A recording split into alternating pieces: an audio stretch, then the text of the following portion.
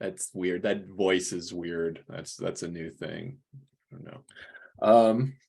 So friends, like I was telling some folks that were here early and we were chatting, I had a plan. I'm going to do a different plan. And a part of the reason is that there's a lot of folks having trouble with various parts of the web work. And so I definitely want to take time to like just get everybody going on that. I mean, ideally, I'd like to, help everybody get 100% on that thing. And I think you can all like send a silent thanks to Hans, because he suggested, maybe he didn't suggest, he was just asking if we could I don't know, Hans, something about, we had a conversation and that conversation led me to make the first extension on the web work, whatever it was.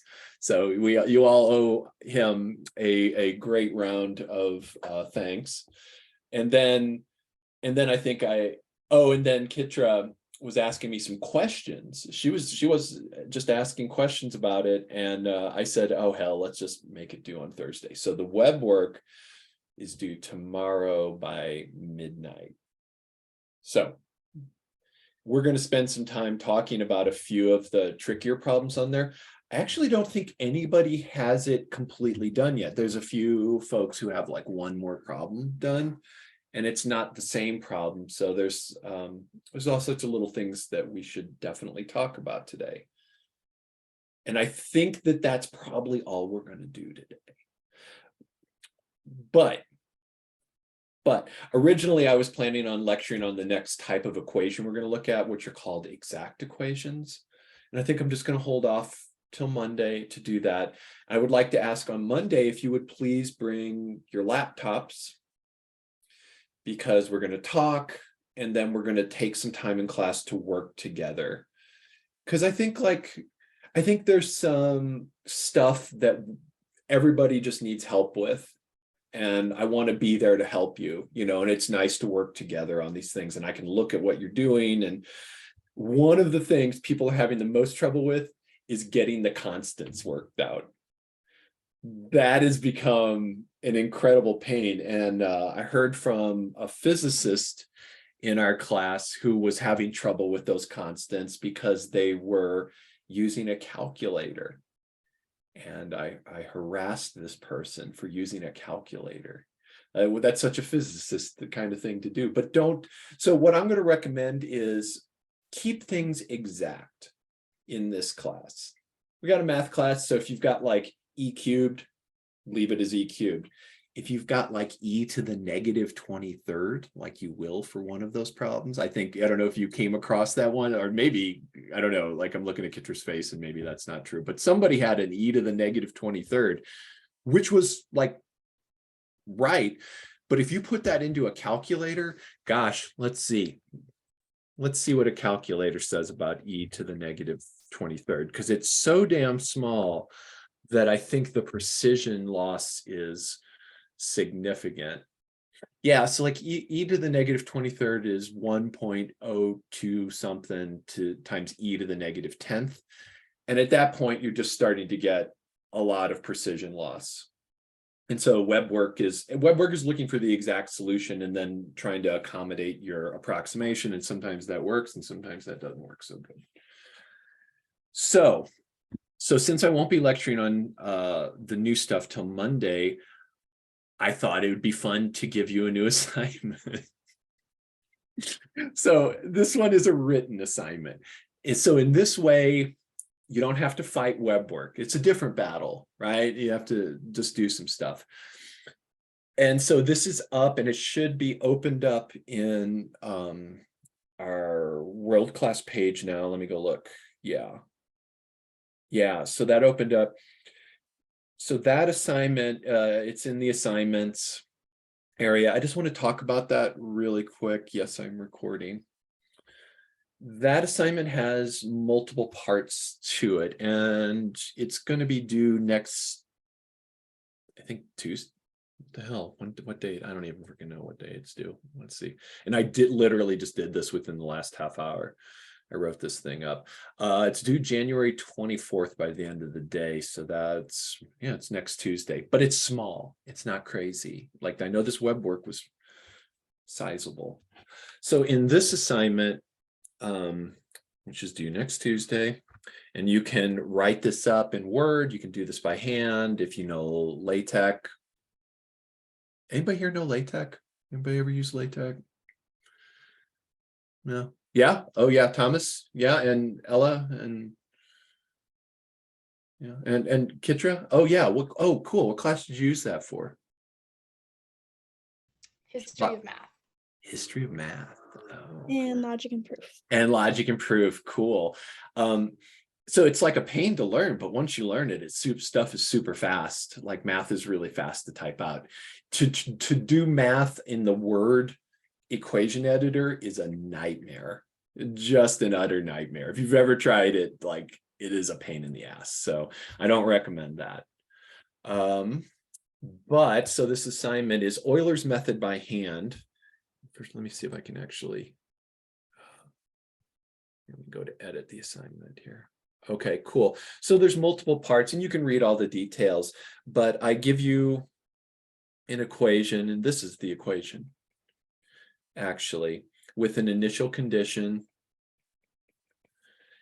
And so the first thing I'd like you to do on that one is to get an approximation of x of 2 by using Euler's method with a delta t of 0.25. And I want you to show me each of the steps, and I want you to, on a separate page, keep all your work. Because otherwise you could just like go to the thing we did in class and like just copy down the table. Not that I would think you would do that, but it helps my heart and my mind to see the details. So I ask that of you, please. And especially if something goes wrong, then I can figure out what went wrong. I even give you a little sample table there. So the table's something like this. Let's see. So we've got I, we've got t of I, got x of I, we've got dx dt, and then we've got a delta x. So this table initializes with the initial condition. So at step 0, t is 1 and x is 2. And so just to get you warmed up and kind of refresh your memory on how that would work, you're going to use the equation. So this is dx dt right here. And you're going to use that to compute the slope at that point. So for this one, it's going to be the x coordinate plus t times the x. So this one would be the x plus the t coord, the current t plus x.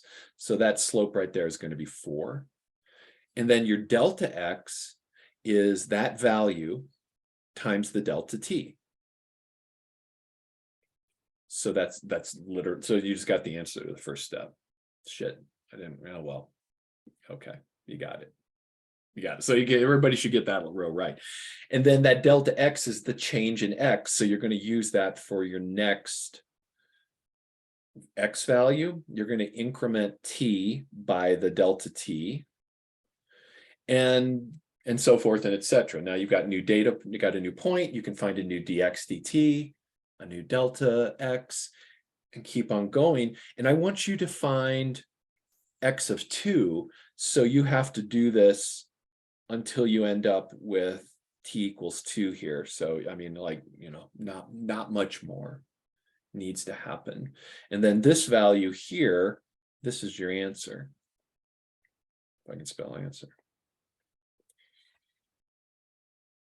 So that's part 1. Do that. I even provide you with a little table, like I said, and then I want you to solve this exactly. So this is part 1. Part 2 is solve it exactly using separation. And so you need to come up with an equation, x of t equals blah. And that'll be very precise. Use the initial condition to solve for c. And then step 3 is take that exact solution and find out what x of 2 should be. So plug 2 into step 2.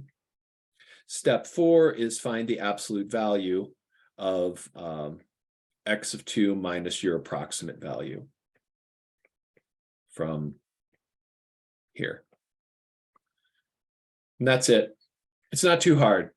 It'll just take some careful work. And I think I promised you'd have to do Euler's method by hand. I'm not going to make you do improved Euler's by hand. So that's my gift. My gift to you is that you don't have to do improved Euler's. But everybody's got to do this once at some point. So any questions on that assignment at all? Yes, Hans. Quick question. I might have missed it. Why do we divide by 4 in the dx dt column? That is not dividing by 4. Thanks. I'm glad you clarified that. I was just saying that simplified to 4 is what I meant there. Does that make sense? Okay. Yes, that makes sense. Sorry. Okay, cool. Yeah, it sure did look like it. Yeah, that would have been weird. I'm glad you cleared that up. Any other questions? Yes. Dr. Pete? Yes, is that Anthony? Hi. Yeah, I'm a camera buff. Oh, hey, I just got on. I was having some issues with Zoom. Are we just doing this in class, or did you say that this is an assignment? I mean, we're having class. No, yeah, but like they said that you want to solve for when it's 2. So I didn't know, like, are we just doing this right now? No, this is an assignment that's due next Wednesday. Okay, I saw that. Okay, cool. Okay, cool. Yeah, and all the really precise details are in world class. Go to assignments and like you'll see all the specifics there. Is that cool? Yep, good. Awesome. Other questions? All right, cool. Well, before we get on, I have to show you my daughter's here with me. Oh, some of you have met her. Oh, just have to. This is my daughter. This is Maple Rose. She's really sleepy right now. Pugs are very sleepy. She's almost blacking out. Just like if I rocked her, she would fall asleep. So this is Maple Rose. She's going to go back to bed.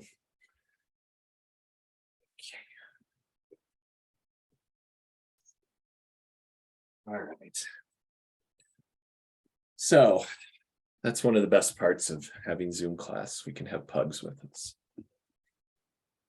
Where's my notes? Okay, cool. So first off, so the main thrust of this class is going to be clearing up those web work problems that we're having.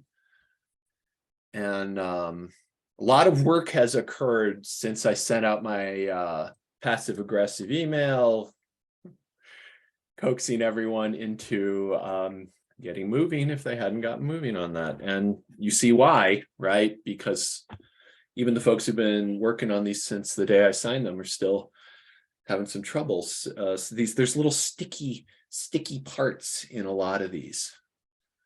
So somebody tell me, what do we want to talk about first? I've got one I definitely want to talk about, but let's see what you want to talk about first.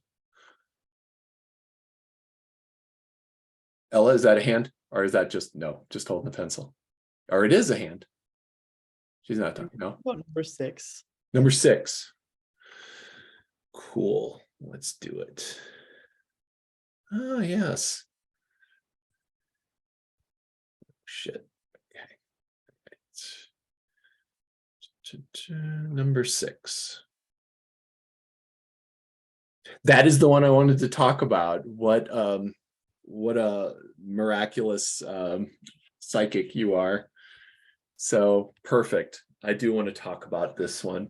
So number six, I think, is in some ways one of the harder problems on here. Chris and I like hung out talking about this one last week at some point, and I was solving it, and I did some not so great integration that led me down a terrible path. So let's talk about number 6, which says this.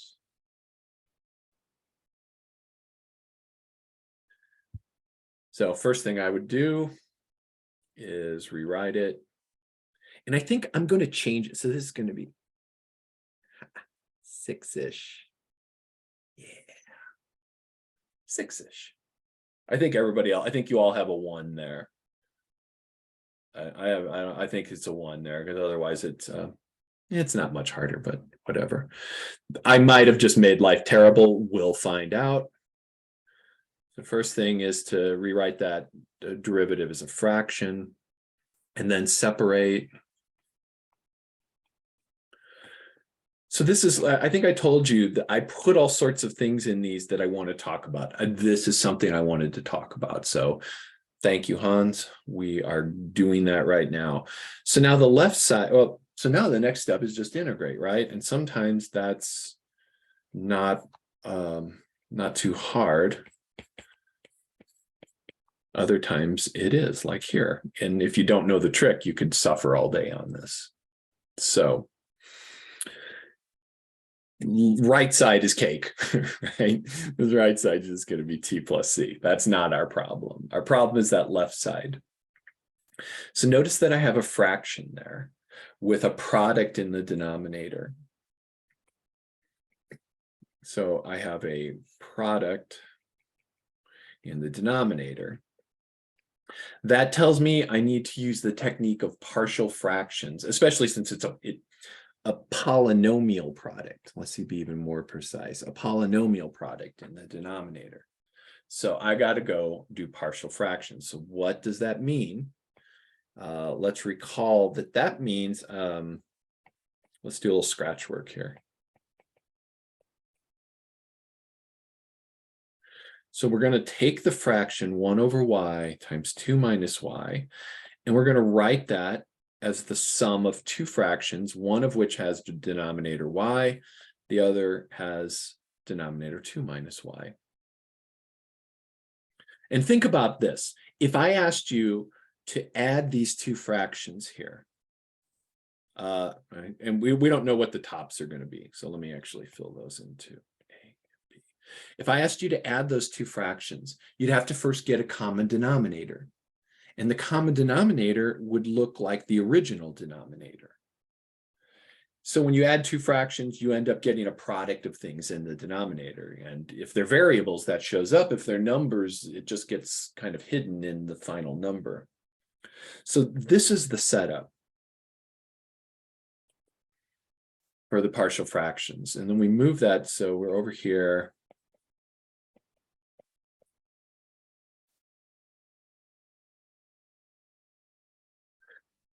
Setup. That's part one. Step two is flatten everything out. So I'm going to multiply through by the original denominator. So flatten, I call this the flatten stage. And I'm going to multiply through, multiply by y, 2 minus y. And what I'm going to get on the left is 1. And what I'm going to get on the right is a times 2 minus y, because that y is going to cancel, plus b times, now the 2 minus y is going to cancel, and I'm just left with b times y. And if at any point along the way here you have a question, just let me know. You can type it in the chat if you're shy. Sometimes I don't see those until a little later, so we don't need to be shy. We're friends, right? I mean, when you do math of this level together, you become friends. You have to be. So, any questions on this? Trying to no? Okay. Cool. So flatten. Step 3 is find the a and the b. There's a lot of ways to do this. Probably the easiest way is to pick particular y values, plug them into that equation, and get possibly a system of equations, or hopefully just the answers right away. And we're going to get the second hopefully part here. So I'm going to set y equal to a really smart value. If I let y equal 0, notice the b times y will die. And I'll just be left with an a times something equals 1.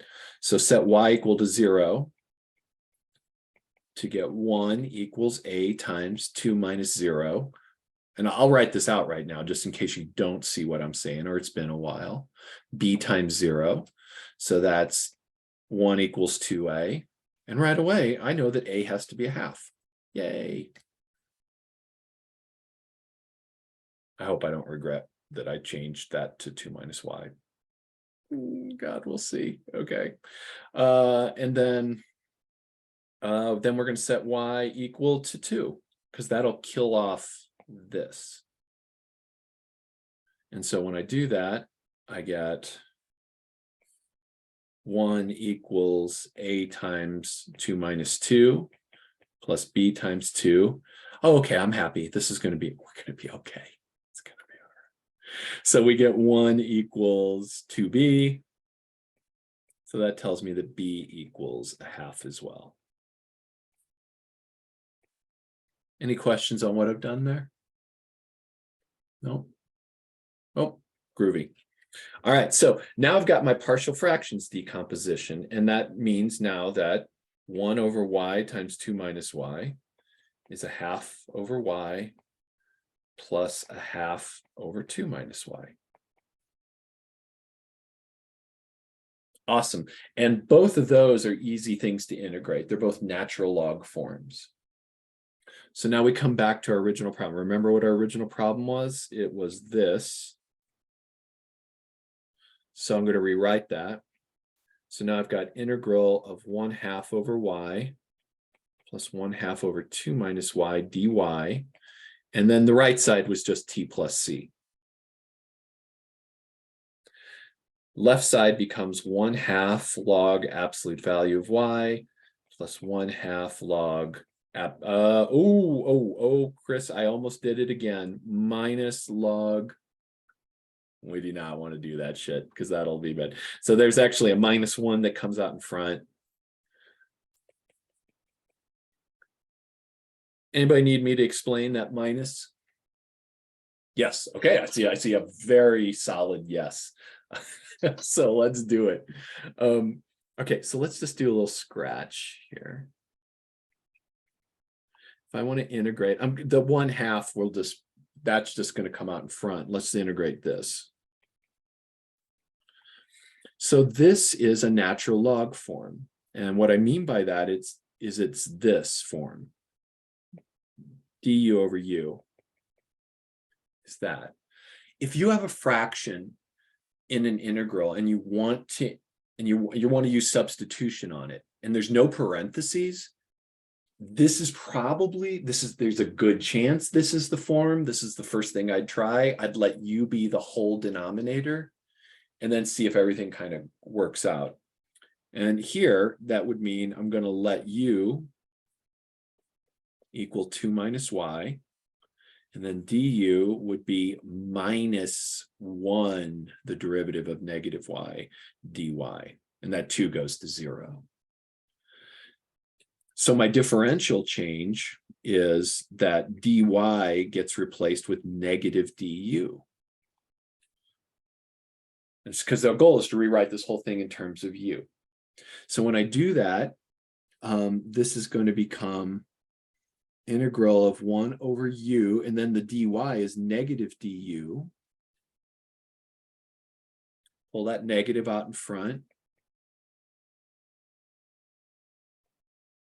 And then go to the form. We know that this is now negative natural log of u plus c. Back substitute. And we get negative natural log of 2 minus y. How's that sound? Clear? Oh, now, yes, I'm saying, okay, good. Lots head nods. We're not all together. Head nods really helped me. So thank you. So that's how I got that part. Now, notice there's a 1/2 on each of those logs. I'm going to multiply through by 2. If I can get rid of fractions, because in the end, our goal is to find y. If I can get rid of all the fractions, life becomes so much easier. So I'm going to multiply through by 2 and use the fact that c eats everything. You may or may not have to do this. Check it out, 2c, I just call it c again. Now, to undo a natural log, you have to have a single log on one side. And then you rewrite this in its equivalent form, which is e to the right side equals that thing. Or let me rewrite it like this. Here's the equivalent form. Those are equivalent statements because those functions are inverses of each other. So I'm going to first, I got to get this thing as a single log. And to do that, I'm going to use log properties. The difference of logs is the log of the quotients. A log of the quotient. So that's log properties there. And now I can undo that using the thing in the upper right-hand corner, the golden star, our guiding star. And I'll write it in gold to show that that's where it came from. So this is going to be, I'm just going to slap absolute values on the whole thing. That. We got more work to do. We're not done. So then I'm going to use this little trick. Rewrite that right side as e to the c times e to the 2t, property of exponents. A property you will use repeatedly in this class. Like you probably used it multiple times in this assignment. If you didn't, you probably want to, because it makes life easier. So let me stop right here and find out, how is this feeling? Anything you want to talk about in this? Oh, it's Regis colors. Nice. I didn't even realize. Yes, Hans. So is e to the c times e to the 2t the same thing as c times e to the 2t, or is Yes, it it is. different? Okay. Yes, I'm about to go there. Yeah. You're 100% right. Any other questions on this before we? Okay, cool. So let's talk about where we're at now. So let's come back over here. I'm moving back to blue. So I left off with this. And like Hans said, I'm going to replace that e to the c with c. That's the moment where I drop the absolute values. Because right now, let's just talk about the subtleties of this. The left side is a non-negative number. The right side is a non-negative number. But when I remove the absolute values, it allows for the possibility of the right side becoming a negative number. And that's when I replace that with c. Now the right side could be negative if c was negative. Notice that there's no way to make that negative when I have e to the c, because e to a power is always positive. All right, so now comes an even craftier part of this problem. I love this problem, and it's going to work out. We're going to be okay. But I have to find y. What does y equal? So a maneuver here is I'm going to first multiply both sides by 2 minus y. So I'll write that up. Multiply by 2 minus y to get. So the left side becomes y, and the right side becomes this. Oh, and then I'm going to distribute the right side. You'll see why in a minute. So notice how there's this 2 that comes out there, and then minus c e to the 2t times y. Are we cool? Yeah, I see. Okay, I see some nods. Yeah, some more nods. Okay. So that 2c could just become c. Isn't that nice? I could just make that c again, and I'm going to, because I like to carry as light a load as possible. No, like, oh shit, I can't because there's a c there. Don't do that. Because, so why can't I do that? Because here's a c and here's a c, and if I just replace that 2c with c, then I've lost the fact that that coefficient has to be twice the other coefficient. So I'm not going to do that, because I'll lose some information in that point. I'll lose that relationship. So here we're not going to do that. So let's keep that as 2c. Oh wait, so I don't need to write that. So now I want to get all the y stuff together. So I'm going to add this term to each side. And now the y's are becoming closer to being united. So I've got y plus c e to the 2t equals 2c e to the 2t. Sorry, and there's a y tacked onto that. That was why I did it. Now I can factor y out of the left side. And I've got 1 plus c e to the 2ty equals 2c e to the 2t. And we're almost done. So see there, I used the distributive property. I just factored that y out. You know, factoring just means the distributive property in reverse. Now, last step is to divide by 1 plus c to the 2t, and we're good. So now I've got y equals 2c e to the 2t over 1 plus c e to the 2t. And that is freaking lovely. We did it. So isn't that pretty how that worked out? Pretty lovely. Any questions on that? Good. I'm seeing like a slow nod and yes, yeah. All right, good. All right, so it's up to you to tell me if you have questions. That's your job. All right, so now we've got these initial conditions, and let's take a look at one of them. So hold on.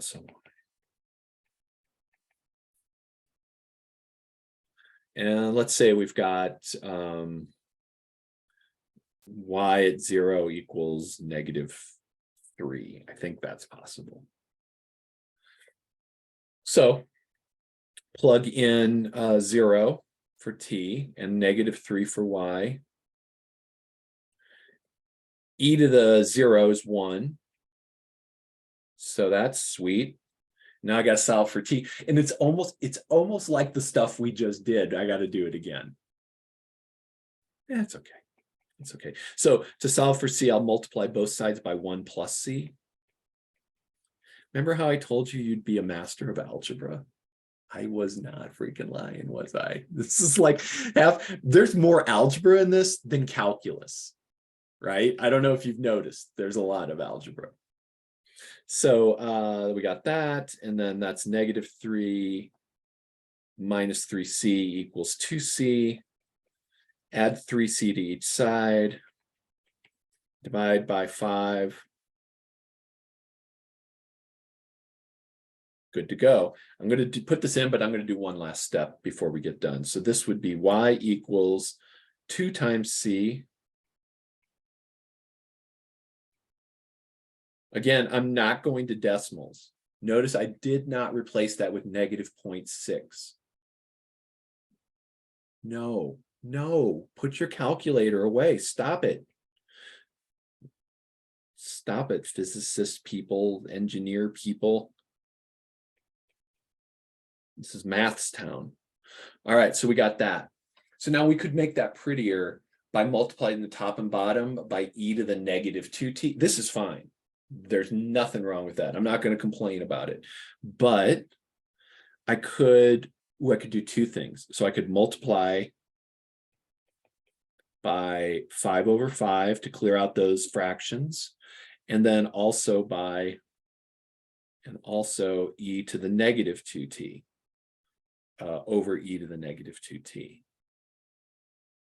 And when I do that, what I get on top is -6 over, and then the bottom e to the -2t minus 3. That's really nice. Yeah. So I think that's a great looking answer. But you would have been cool here, but there's less to type, right? It's less to type, less fractions, less problems with web work, and 17 layers of parentheses that just create misery for you primarily. Questions on that before I do one last part on this problem? So hopefully, even if you've done this problem, you're getting a few little tips on things you could have done, to maybe push your solution forward. We're good.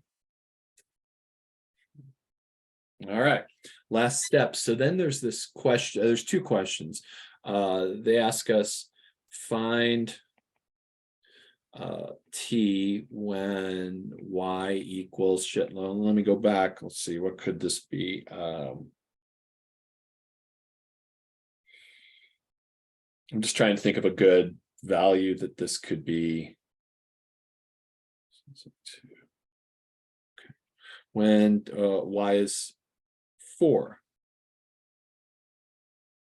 Wait.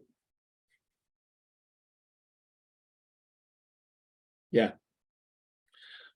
Wait. Let's see, so that could go. No, that's too big. Okay. When y is 1. There we go. Find t when y is 1. So that means I've got to take my solution, my beautiful formed solution. I keep forgetting it.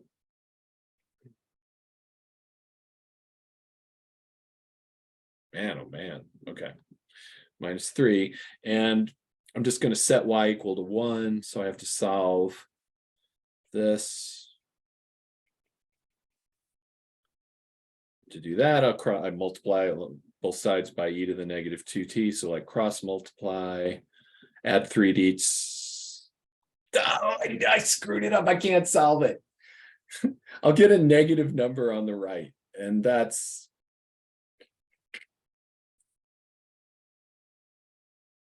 So I probably should have gone with 2. Okay. Find t when y is 3. Let's fix it. So then I get this. That. Okay. Now I made it too simple, but I don't give a shit. We're just going to do it and push it forward. Because now this is 3e to the -2t equals 3. Come on. This one's easy. Now just take the natural log of each side, or realize t has to be 0. But take the log of each side. Then this becomes -2t equals 0, t equals 0. So that was dumb, but that's how you get yours. Yours will not be this pretty. I can almost guarantee it. But I would leave my answer in terms of logs, and I wouldn't get my calculator out no matter what it was. So this, like if I had this, I would leave it like that, or maybe write it like that. But I wouldn't get a calculator out and approximate it. Leave it perfect. Questions on that process? No? Cool. And then the last part is when does y become infinite? And so we go back to our solution.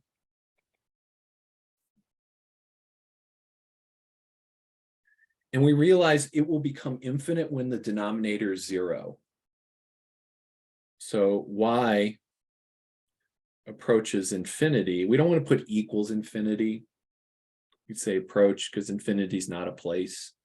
It's an aspiration when e to the -2t minus 3 equals 0. And that I solve now. So then my answer is going to be e to the -2t equals 3. Take the log of each side. T equals log of 3 over -2. And I would type that into web work just like that. Hopefully, may your equations work out well. Some like an old Irish saying or something, but does this sound okay?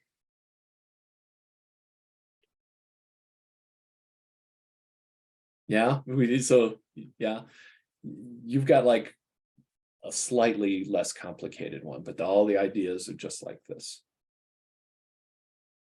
So Hans, good question. Half hour later, we're done.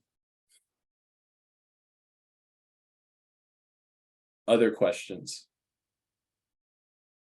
I think that is the hardest problem in the whole set by a mile. Yeah, lots of heads nodding in agreement with me. What else can I do for you, friends?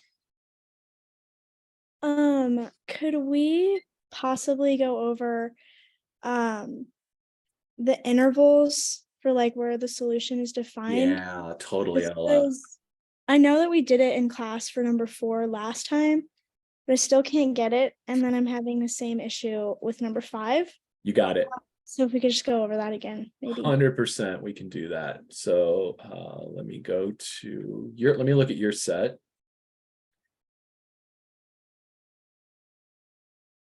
Yeah, that was another thing I kind of wished we had more time to talk about. So I think that's I'm really glad you're bringing that up. Thank you.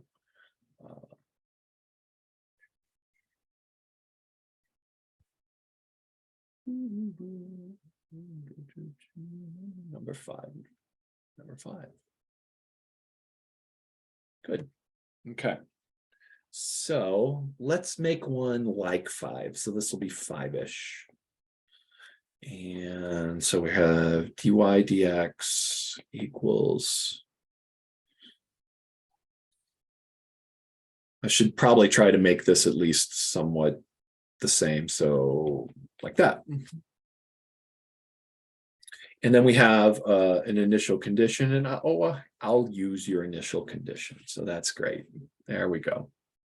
You'll still have to do all this again. And it actually seems like you've done the solving part quite well. So good job on that. I've never seen the MIMF and PIMF before. There's like a minus infinity and a positive infinity, and MIMF and PIMF. That's cool. I like that. So let's solve this first. That's the first part. So first thing to solve this is separate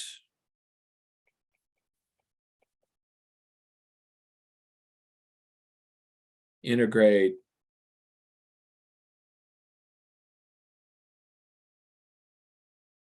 don't forget your plus c, otherwise this isn't going to have a place to go. Separate or solve. Now solve for y. So I would multiply through first by 5. Absorb that into the c. Take the 5th root. Plead the 5th root is what came to my mind. So let's see here. So we got 5/9 x to the 9th plus c to the 1/5.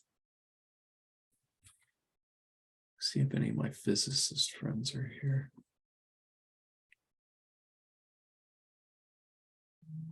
There's one of my physicist friends. He is not here.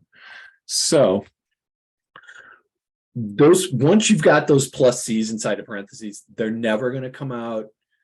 There's nothing you can do to make them come out. You can wish and hope they don't come out. And I'm not telling this to you, Ella, because clearly you did not pull that out. But once you've got that thing in a parentheses and a power, it just leave it. It's cool. We've got to find c when y equals 0. So we've got, so y at 0 equals 5 means c to the 1/5 is 5. So c is 5 to the 5th, and that's, who cares? We'll just leave it like that. It doesn't matter what it is. We're just going to leave it that way. Oh, you did. Oh, looks like you worked yours out, which is cool. Which is cool, Ella. Ella like worked out whatever power it was. I think ours is bigger. Yeah. I think ours would end up a little bit bigger than that, but not much. It's pretty close. So our final answer is y equals 5/9 x to the 9th plus 5 to the 5th, all to the 1/5. Beautiful. Solution is defined on the interval. Now, Ella, I don't quite understand why yours isn't working. Hold on. Yeah, I tried to, like, I put it into, like, I put the original equation into Desmos and stuff, and I was trying to, like, maybe look at what the graph looked like to get an Yeah. idea of what was going on, but that didn't seem to help. Yeah. So first off, oh, I know what's up. Okay, so let's take a look at this. Here's what's up. It's a little subtler than all that. Like, so the things you were doing make total sense, and I can see why you would think this solution is defined on this interval.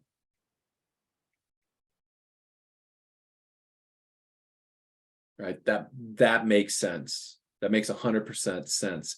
However, look at the original equation. So our original equation actually involved dividing by y. So y can't ever be 0. The way this original equation is written, the y can't take on the value of 0, because then this would be undefined. X can be 0, totally cool, but y can't be 0. So first off, let me just stop there. Ella, does that make sense? Because we're going to go further with that, but yeah. Yeah. Okay, awesome. Is there anybody, does everybody see what I'm saying here? Because this is actually x to the 8th over y to the 4th. So we're immediately, the fact that we have a division by y there means that y can't be 0.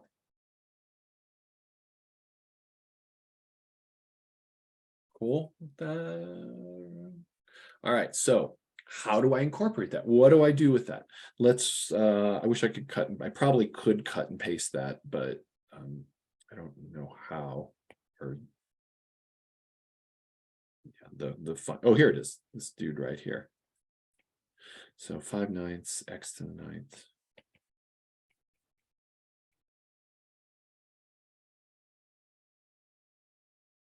And our original equation, our initial condition was this. So let's look at that in the plane. So y at 0 is 5. This is our initial point. We're interested in the x values that keep this solution away from y equals 0 and defined. So let's just make a little note here on the side. So I'll put it in red. So things to consider. The first off is that the solution needs to be defined just on its own. Like, you look at this, I give you this and I say, what is the domain? And that's actually what you were doing, Ella. You're like, oh, the domain of that is everything, because there's no values that's undefined for. It's an odd root. If there was this, then we'd have an even root. We'd have to make sure the inside was positive and or non-negative. And so that would be another consideration. But for us, that's not an issue, because odd power roots are totally cool, no matter what the inside thing is. Solution needs to be defined. 2, we can't pass over values where the original equation wasn't defined.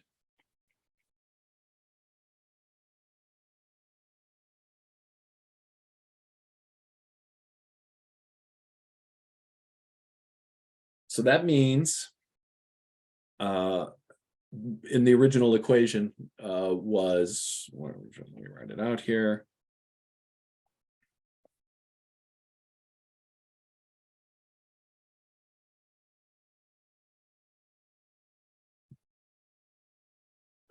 So i.e., when I look here, y can't equal 0. So I can't cross the x-axis. And that's what's going on here. So in other words, we need to ensure, so this is where our trouble comes up. Let me actually label these. So 1 and 2, and let me answer them. So 1, this equation is defined for all x. Cool, so it's not creating any problems. So going to 2, the original, the DE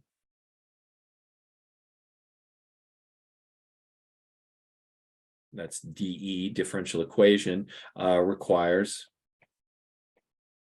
y can't equal 0. So what we need to do is make sure we live in this upper plane, whatever that is. So y must be between 0 and positive infinity. And that means that the stuff inside, so i.e. x to the 9th plus 5, the 5th, and we don't need the 1/5 part, must be greater than or equal to 0. So when I solve that, I get x to the 9th must be greater than or equal to -5 to the 5th. And then take the 9th root of each side, and x must be greater than or equal to -5 to the 5th to the 1/9.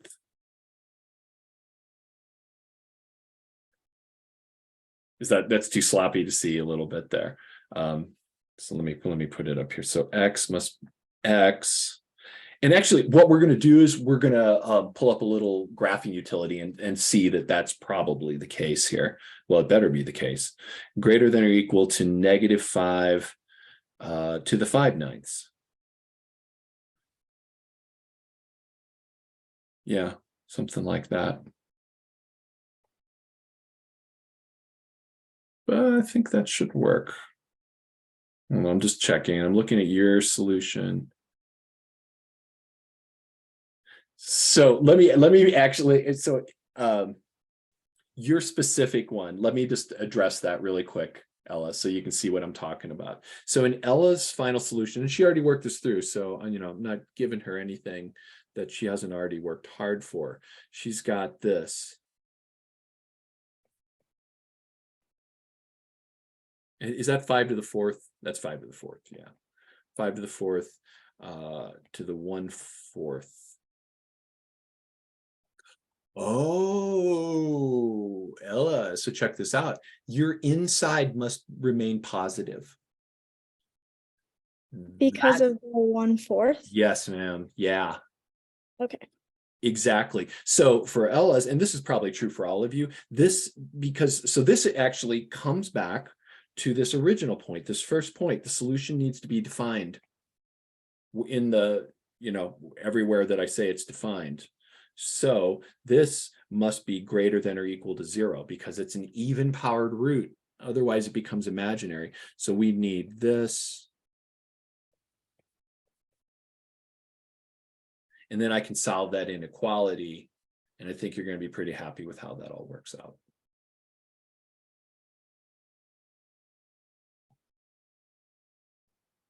Okay, thank you. You're welcome. It's a long way to get there, but yeah.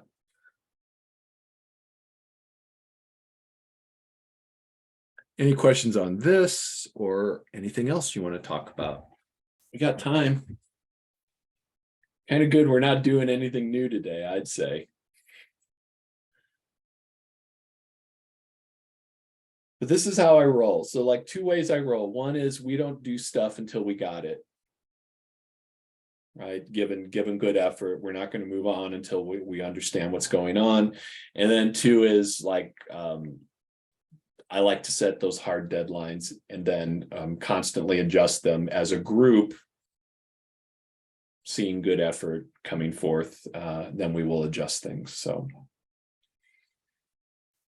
and we can just hang out here. If you just want to hang out and finish this up while we're together, if you don't have any questions, let's stay together till 3:15 and work on this assignment or the new one. If you're done with this, there's the new one. Let's take this time and use it wisely.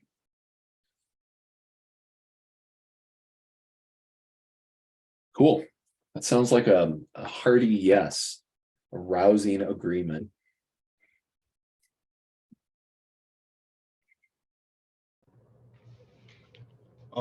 Dr. T, Yes, Nathan. the new one doesn't open until, I don't know, Tuesday or something though. That's right. The new one. So the new one is that written assignment that's in world class. Okay. Yeah. Were you here? were you here at the beginning? You might have, I didn't know if you showed up a little later or not, but at the, I saw it. oh, okay, cool. Awesome. So that's the one I'm talking about. Yeah, the other one we need to talk first. That's like all kind of new stuff.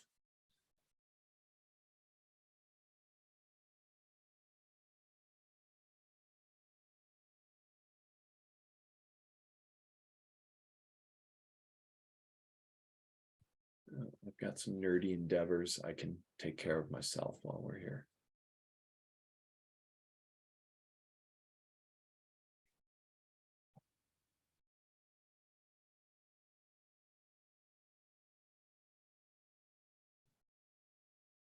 I'm going to run to the restroom. I'll be right back.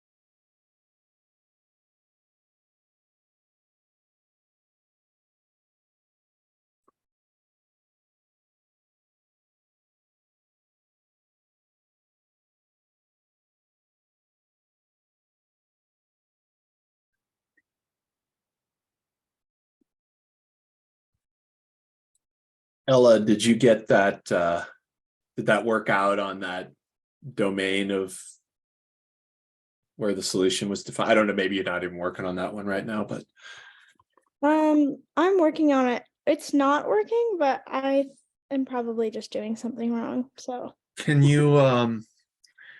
can you take a picture of what you're doing and send it to me? yeah, Let's do that. Just send it to my email, or you can pop it in the chat window. okay. Does Yeah. that sound good? Yeah, cool.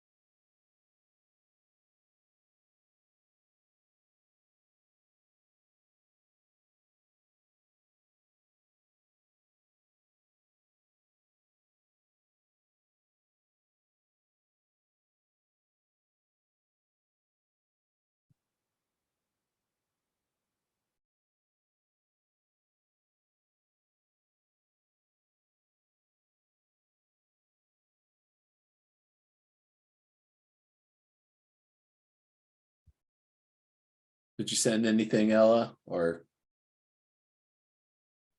Yeah, I'm sending it right now. Okay, just- cool. No rush. I tried to pressure you. Just checking. I don't want to make sure. I wanted to make sure I wasn't missing it.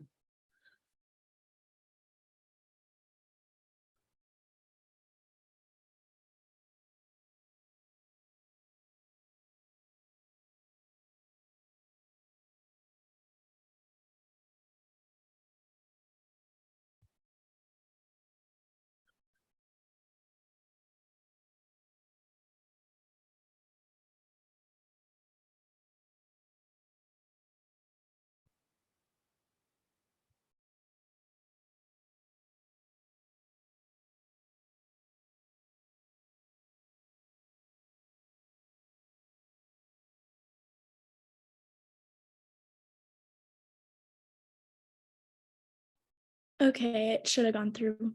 Cool. Was that was my email, right? Not the chat here. Yeah, got it. Cool.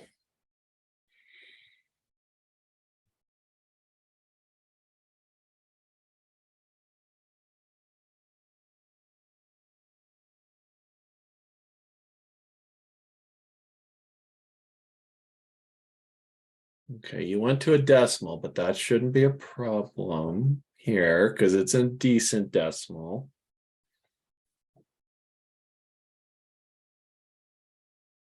Hmm.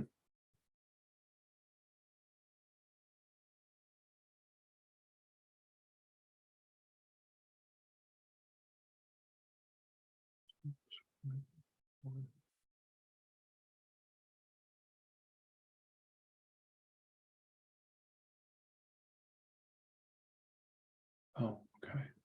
7.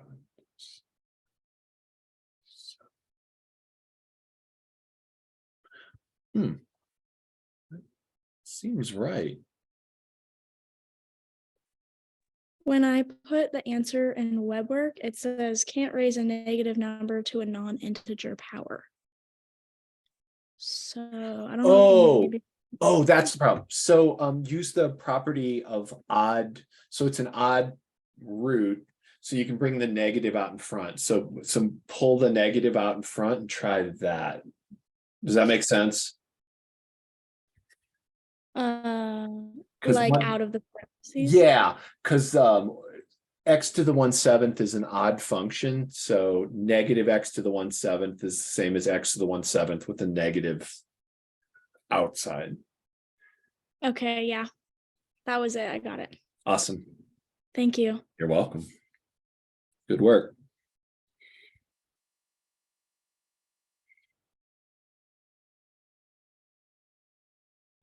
So friends, just in general, when you're working on stuff, if like you've been working on it, you put in some good effort, and WebWork isn't liking what you have, send me a picture of what you're doing. Like it's like sometimes folks try to describe what they're doing and it just doesn't cut it. I need to see the math deets, all of them.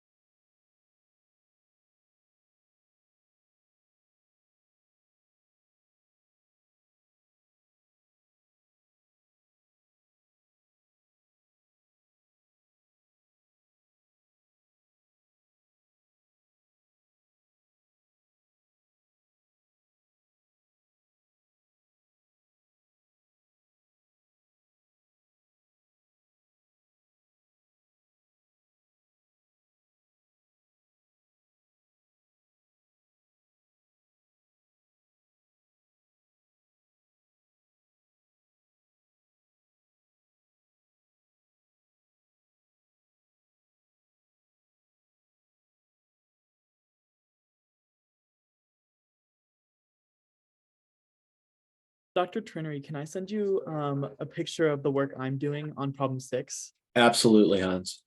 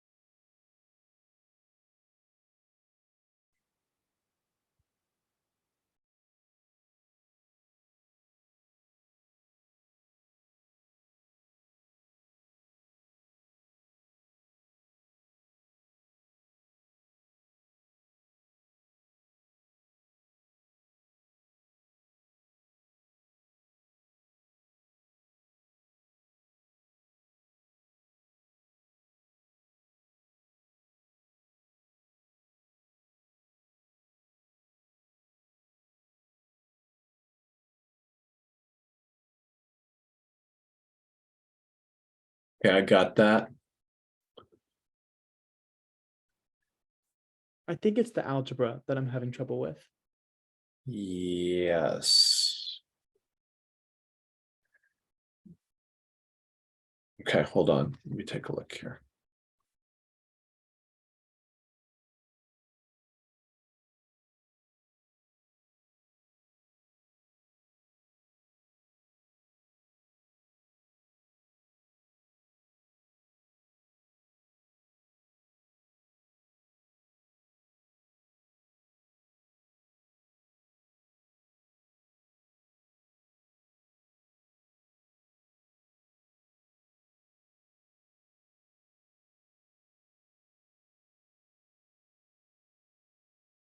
Okay, yeah, just checking to make sure your main solution was okay. Yeah, and that looks good.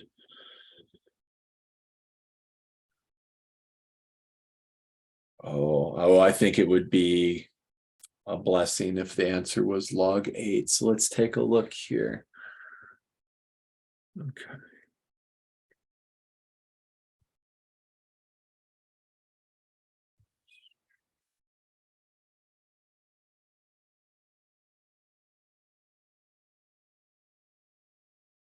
Oh, I see. Okay.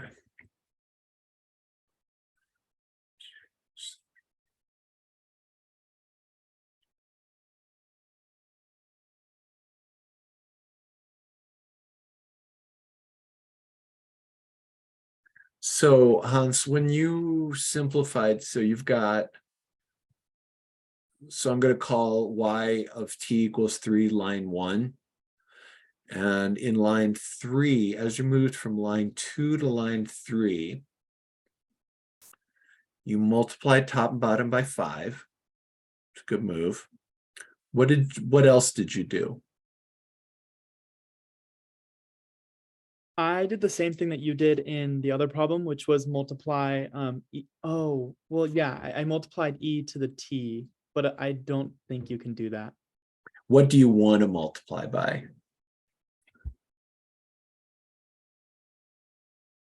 Truthfully, I'm looking at it and I have no idea. So you want to, I mean, it's totally fine the way it is. If you just multiplied top and bottom by 5, that would be okay. To get that e to the t away from being in there twice, you would want to multiply by 1 over e to the t on the top and the bottom. So e to the negative t. Can you show what that would look like on the whiteboard? Absolutely. So let's say I had this. Probably everyone will need to do this. Actually, I noticed there's a couple problems. There's 2 problems. Let's talk about both of them. So let's say I've got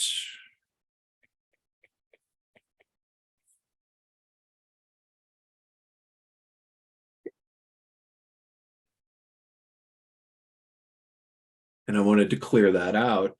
I would multiply, let's do it step at a time. So I'm gonna multiply top and bottom by 5.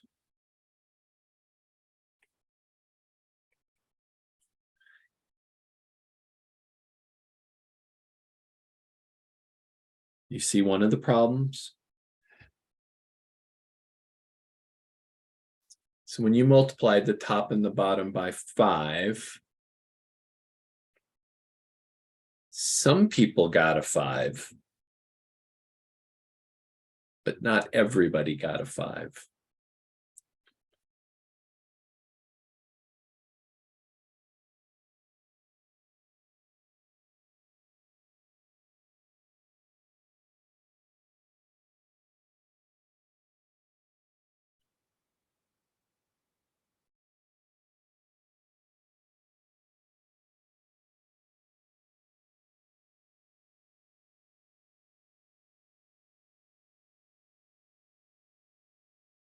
Then I'll do the, so then I'll do the e to the negative t part.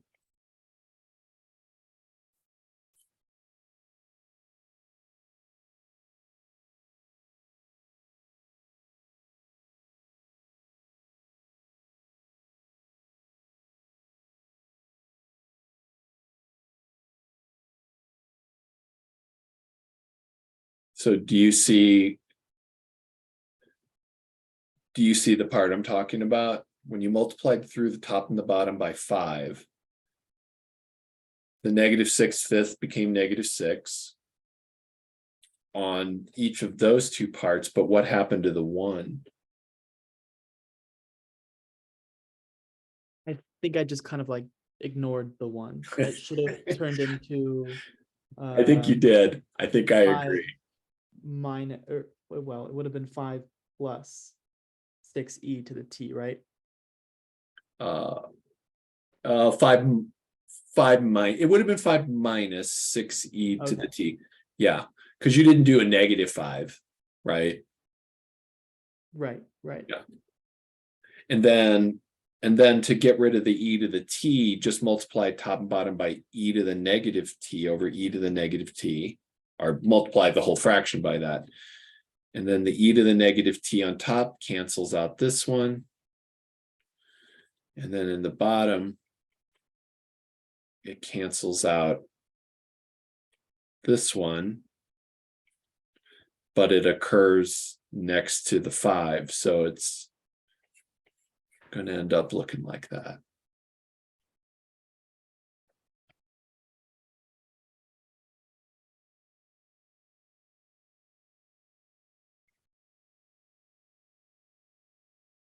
Okay. Does that make sense? Yes.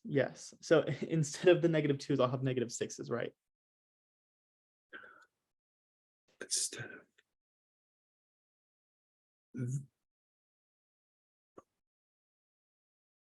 Because the y1 that I got was -6 over 5. okay, I haven't even got to that part yet. Hold on, let me get there.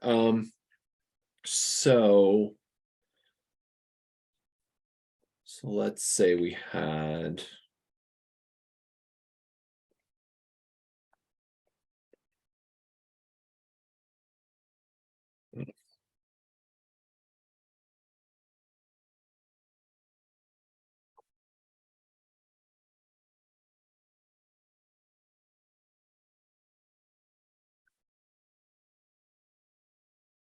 oh, what am I doing? That should be 5, right? So you've got something like this, right? The little thing in the left side, my red box here.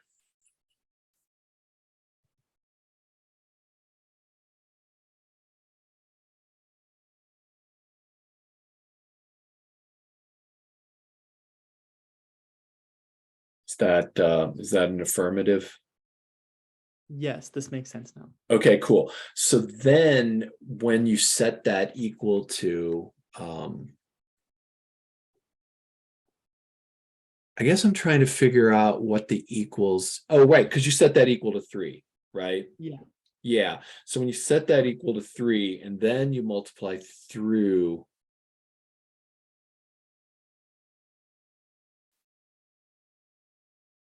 Yeah, this and the next one looks okay. Yeah, so it just becomes -6 equals 3 times 5e to the negative t minus 6, like that. Okay.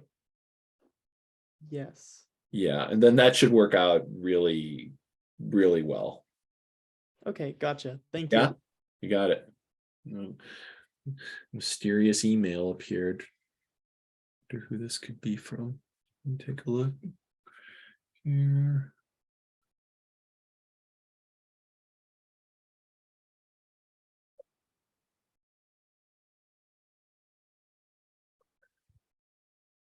Cool. So I have another question.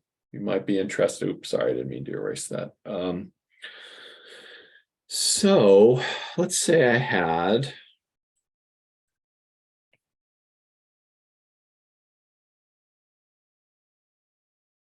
this, and I also had the initial condition like this.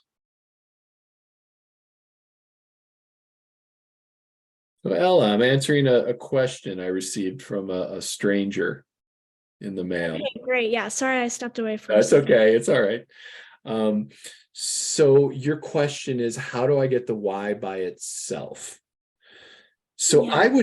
I would honestly do that before finding c. Okay. I would do that. just Yeah. still kind of like the natural log to e rules are like pretty fuzzy for me. All right. So what is let's talk about what this is. So what does this mean? This is log base e of something equals something else. So what does it even mean to be a logarithm? This thing here, this is the power we raise e2 to get, there's too many twos in that, but to get the thing in the box. So let's talk about what does that mean. So for example, if I had natural log of 1, what power do I have to raise the number e2 to get 1? And the answer is 0, because e to the 0 is 1. What power do I have to raise e2 to get e? First power. So just like a basic, like that's what that logarithm, the logarithm is an exponent. If I wrote this, log base b of something, that's the power I have to raise the number b to get the thing in the box. So that's what that means. So we can use that to translate this into another thing. So let's just do it in general. So if I have log base b of something equals something else, what that means is that, so the thing on the right, this is an exponent. It's the exponent I have to raise b to get the thing in the box. So that when I see a statement like this, like it's really hard to think about logs, but it's easier to think about this for some reason. So when I see natural log of something equals something else, I translate that, because e is also hard to think about. And what that means is that e raised to the thing on the right side, the thing in the triangle, is the thing in the box. So this is the thing I would keep by my side through this class. Like I would write that down and keep that and just use that. And literally, I almost have to write it down every time I use it, just to like help my mind. So when I see the thing you've got here in red, I immediately translate that. So check it out. The thing in the box is y, and the thing in the triangle is 6t plus c. So I'm going to rewrite that as the thing in the box, Notice how that box gets isolated when I move to the right side. The thing in the box is absolute value of y. The thing in the triangle is 6t plus c. So it's e to the 6t plus c equals absolute value of y. Does that help? Yeah, thank you. Yeah. And then from there, then always from there, I'm going to rewrite that as c e to the 6t equals y. Then I'm going to use, so then I take this and I write that as e to the 6t times e to the c. That's properties of exponents. If I gave you this, you could add those exponents together and get the thing that I started with. And then I replace e to the c with c, because it's just a constant. So then I move from there to c times e to the 6t.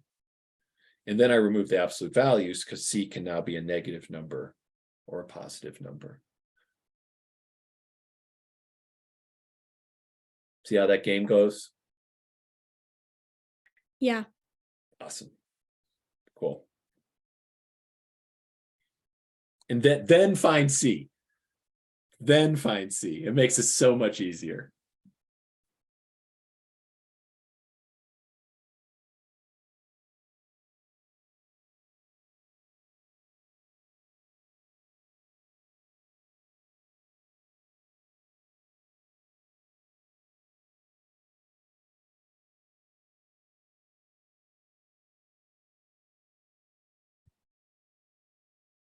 Hey, Professor. Yeah. Hey, if we gotta like leave, can we leave as fast as we can? Oh God, yeah, Anthony. Yeah. Okay, I did. Okay. Like I've got to go in 2 minutes myself. I think we're just hanging out because we normally end at 3:15. Yeah, please go. Okay, that's fine. Okay. Thank you. Yeah, oh my God. I hope you guys weren't staying here because like you think you owe me. Like, no, bye. Get the fuck out of here. Go. Okay. All right, here. Thanks, Dr. T. You're welcome. Thank Bye. you. Everything for your help. Oh, you're so welcome. It's a pleasure. Yeah, thank you. Bye.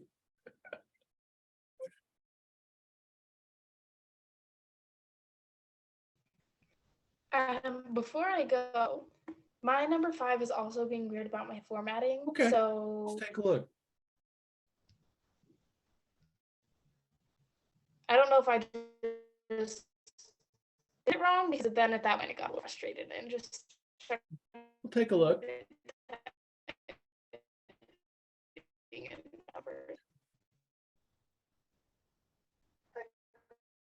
Hopefully the other tips I'd given you via email kind of helped a little bit with some other things. We're getting bad connection here, but Yeah. cool. Okay, so let's see what we got.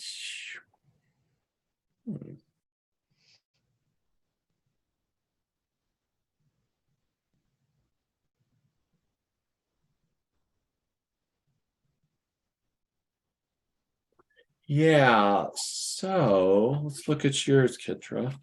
So you lost something along the way. So the inside of your expression is this, right? And then that's to the 1/8 power. Mhm. So that has to be greater than or equal to 0. So let's,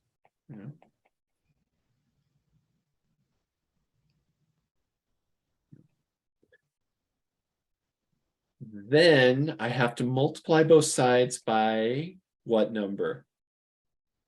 5/8. Look at your answer.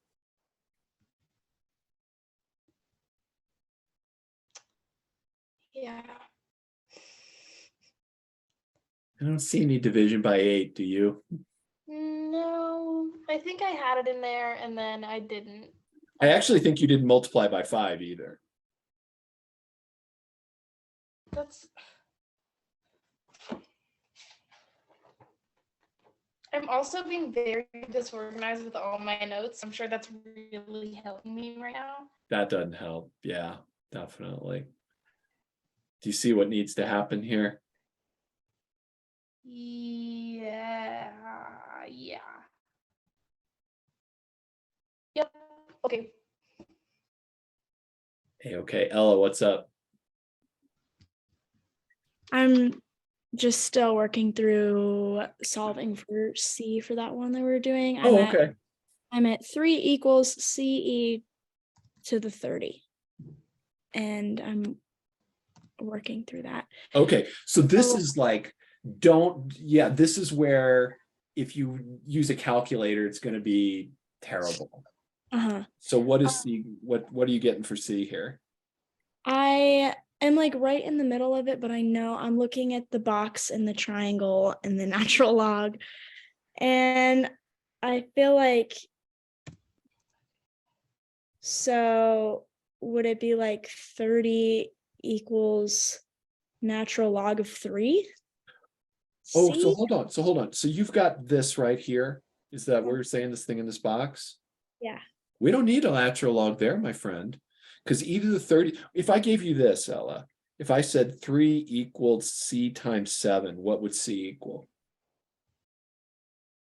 3/7. Mhm. So you can just divide, you can have like the E in the denominator and that's fine. And I would actually multiply, I would do this. I would say C equals 3 times e to the negative 30th. Oh, okay. Okay. I think Or- I was just Yeah, getting it. 3 over e to the 30 is also cool. There's nothing wrong with that. Okay. Cool. Thank you. You're welcome. Hey, Kitra. Hey. All right, I need to roll. Is that okay? Yeah. Is that Yeah. cool? Okay, bye, Kitra. And if you need to talk more, we can figure out, we can get together and talk tomorrow or something. We could do a Zoom if you want. I just Yeah. am not. It's not clicking. Like why? Wait, say In that my again. brain. Like for all of the equations and stuff, it's not like clicking why. So I don't really know what to do because I don't know why I'm doing it yet. Wait, when you say why, what is the why you're missing? Like, I mean, we can talk more about it during the meeting, but like, just when it came to like the boundaries, like the setting that we were talking about, that I wasn't fully sure on like why it. Yeah, we can just make a time and. well, here, I mean, let's just talk really quick. So I've got this, okay? Mhm. Coming up with a solution. The way this is written, I know that y can't be 0. Mhm. So this equation cannot make sense when y is equal to 0. Anytime I divide, if the equation was written like this,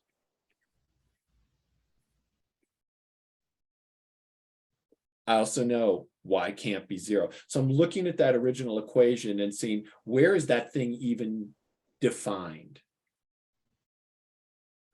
The way it's given. So if I'm doing, oh, there goes Ella. So so when I look at this, or if I had this,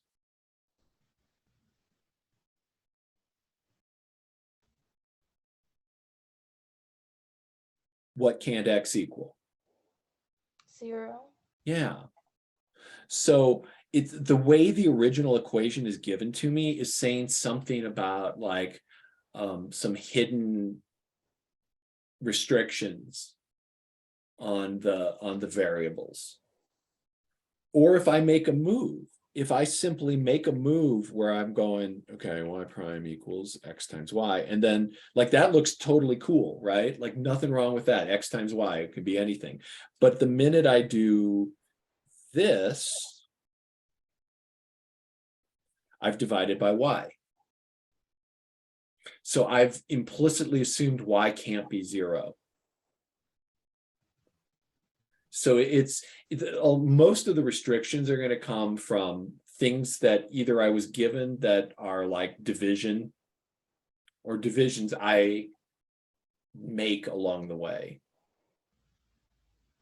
So anytime you've got a division, anytime you see a fraction, that denominator can't be 0, and that immediately puts a restriction on whatever comes out. Does that make sense a little bit? Yes. Yeah.